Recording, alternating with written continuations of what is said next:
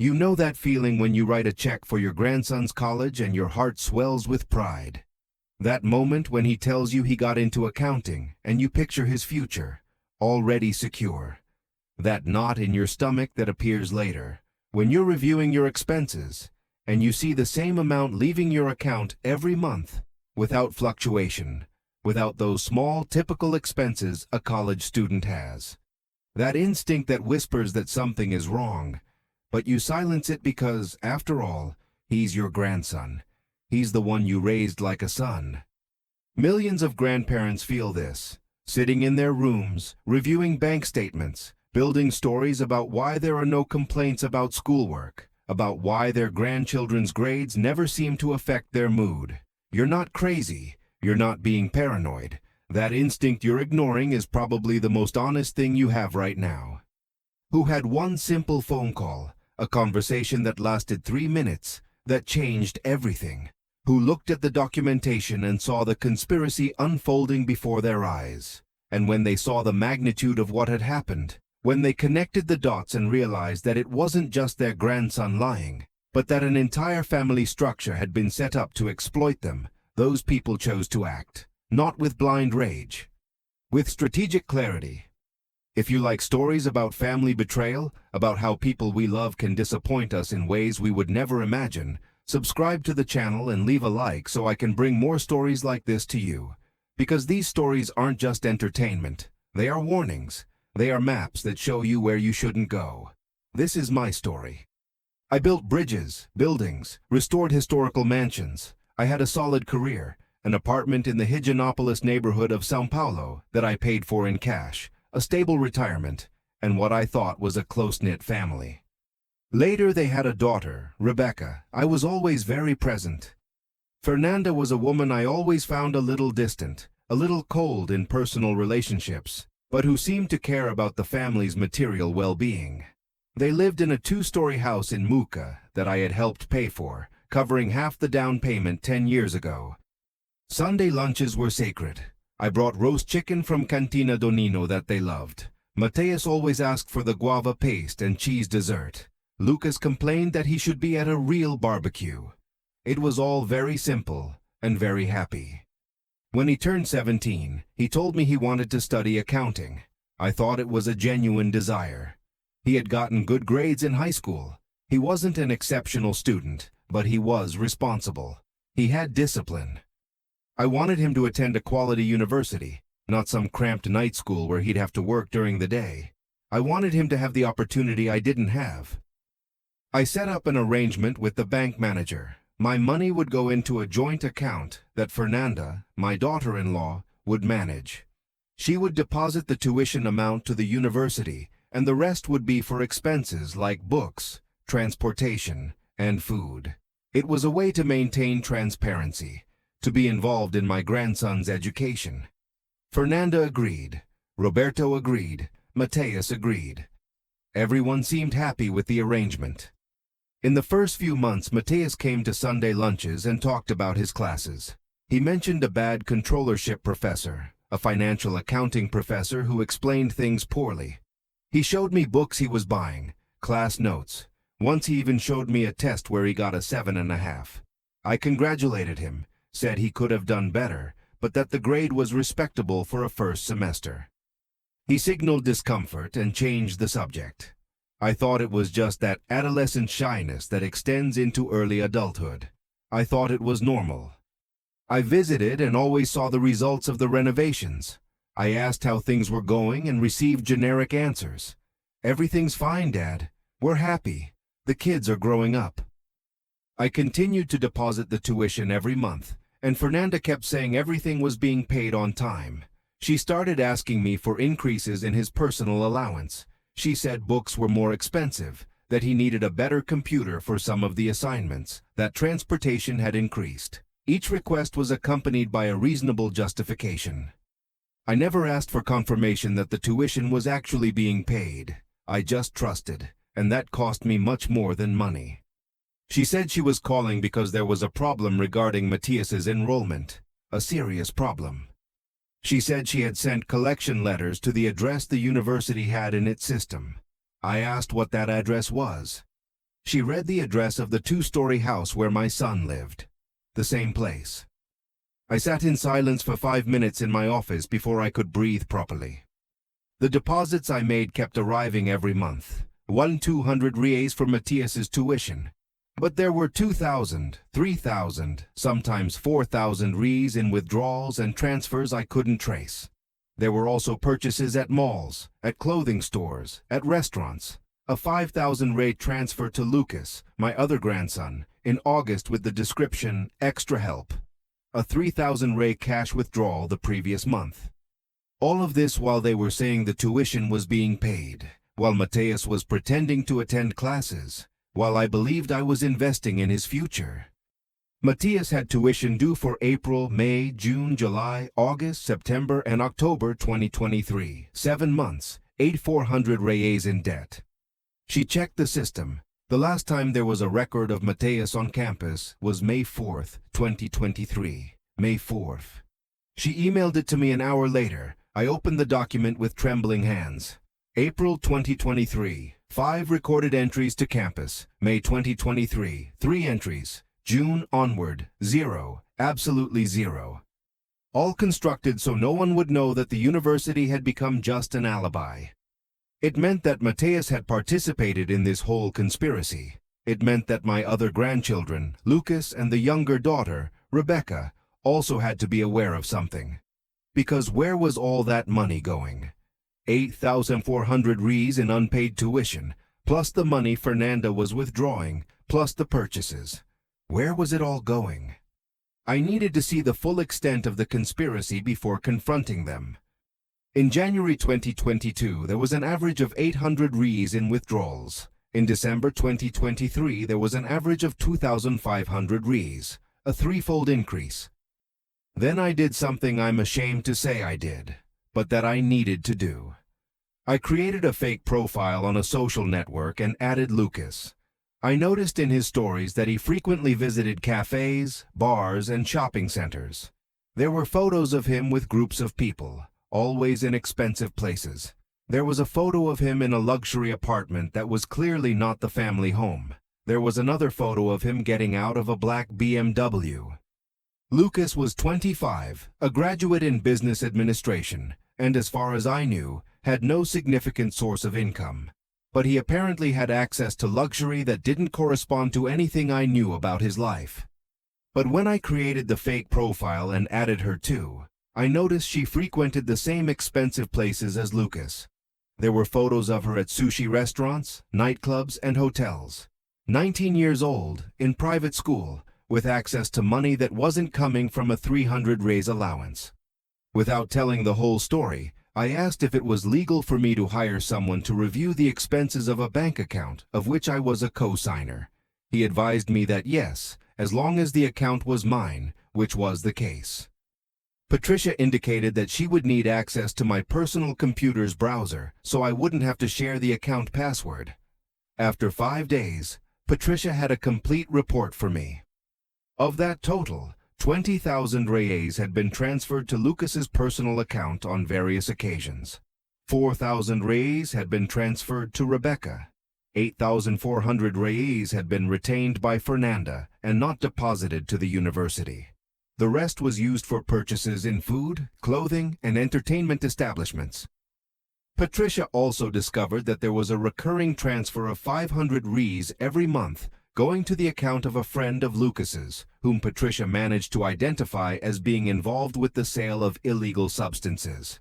That was when I started to question whether the conspiracy was only financial or if there was something darker underneath. White plaster walls, light wood flooring, windows overlooking Trianon Park. I felt the silence of the place like an embrace. That apartment was one of the few things I still had clarity about being mine. It wasn't shared, it wasn't managed by anyone, it was just mine. That my money had helped finance what Patricia suggested could be drug involvement. Your daughter-in-law diverted money that was destined for education. Your other grandchildren are receiving resources from this diversion, and there are indications that the money may be funding criminal activity. This is not a problem you solve by talking. This is a problem you solve by documenting, protecting your assets, and making clear what the legal consequences are. I paid without question. Basically, I would put my apartment into a trust that would be managed by a third party on my behalf, and that would have specific rules for distribution. Matthias would receive nothing if he continued to be involved in fraud. Lucas would receive nothing while he was involved in criminal activities. Rebecca would receive her share only when she turned 30, and only if she had demonstrated financial responsibility. I signed the documents 5 days later. The cost was 3,000 rees, but the value was well spent. He also suggested that I contact Matthias in writing, asking him to explain why the tuition was not being paid. This would create a record that I was giving him an opportunity to explain himself before taking legal action. You have 3 days to send a written explanation as to why you lied to me about attending classes, where the money I invested in your education went, and what your plan is to resolve this situation. Without this response, I will take legal action. I knew that this would mean my son Roberto would finally know that I had discovered everything. But it had to be this way. There had to be an official record that I had given an opportunity to respond before acting. He said his parents didn't know because he was ashamed. He said he hoped to be able to return the following semester and that everything would be resolved.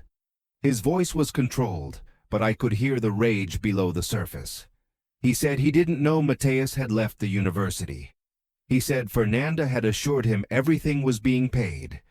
He said he didn't understand why I was being so tough on Matthias, that he was young, that he had made a mistake. He said we could resolve this as a family, without needing lawyers involved.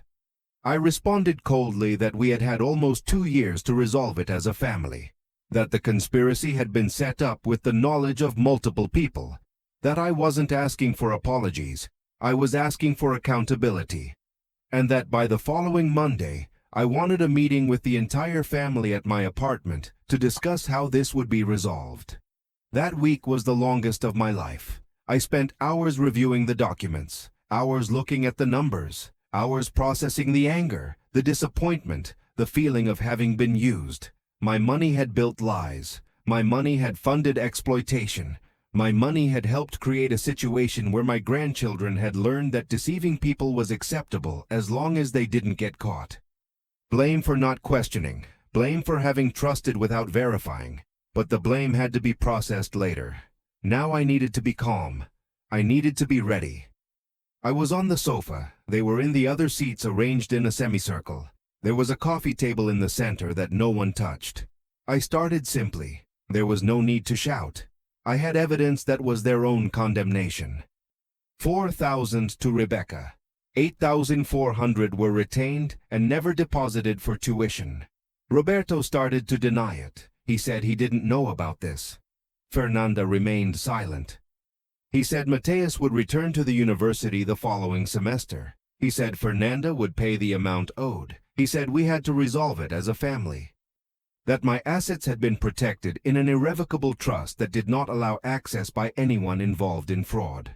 And that if Matthias did not return to university and complete his course with adequate grades, with proof of attendance, he would not receive any inheritance from my apartment when I passed away.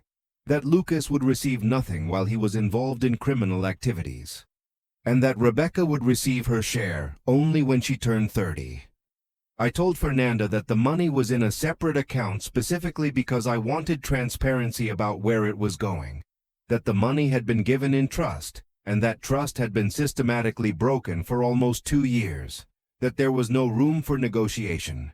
That they could accept the conditions or seek a lawyer to contest the trust, but that they would lose because the evidence was irrefutable. He said I was destroying the relationship with my grandchildren.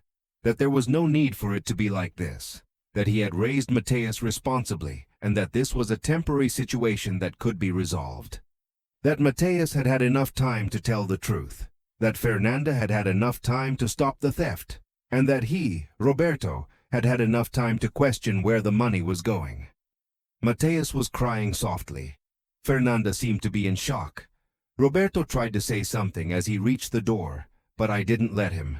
I closed the door and stood in silence in my living room. There was clarity where there should have been confusion. And strangely, I felt at peace. Because finally, I had stopped pretending not to see. Finally, I had stopped being complicit through silence. Fernanda agreed. The money started arriving.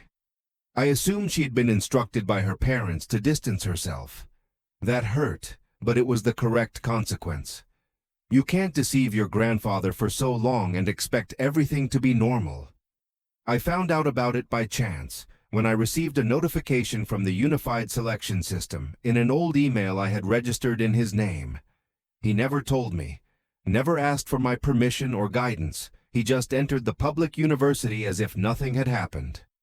I would have access to the records when the federal university sent the course completion documentation. If he completed it with decent grades, he would have his share of the inheritance when the time came. If he didn't complete it, he would have nothing.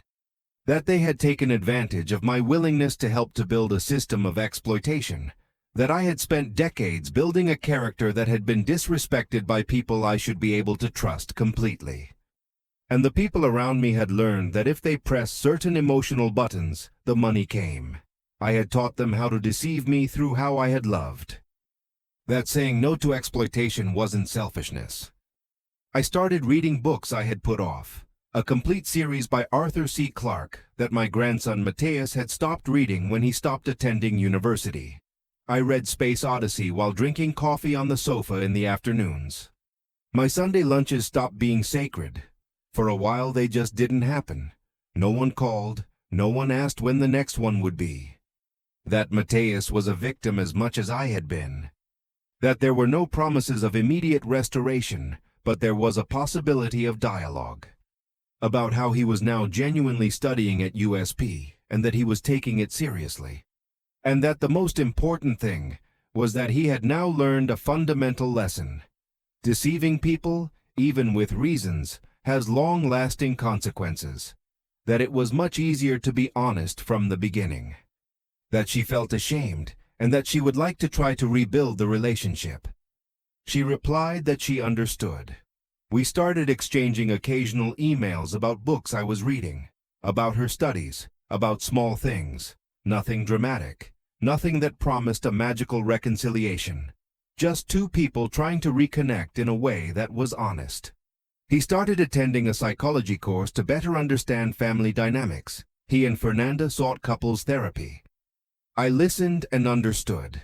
It didn't mean the exploitation was acceptable, but it meant there were deeper roots than simple greed. A feeling that I had made the right choices, even when they had hurt.